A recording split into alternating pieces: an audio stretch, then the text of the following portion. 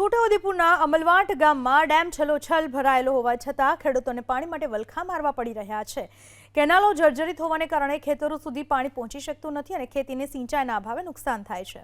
અમલવાટ ગામ સહિત આસપાસના 5 ગામોમાં આ જ પરિસ્થિતિ છે। પ્રશાસનની બેદરકારીને કારણે ખેતીમાં નુકસાન જઈ રહ્યું છે। સિંચાઈ વિભાગને પૂછતા એમને જર્જરિત કેનાલનો સર્વે અને ઓછા સ્ટાફનું બહાનું આગળ કર્યું। ખેડૂતોની માંગ છે કે કેનાલો મારફત તેમના ખેતરોમાં જલ્દી સિંચાઈનું પાણી પહોંચાડવામાં આવે।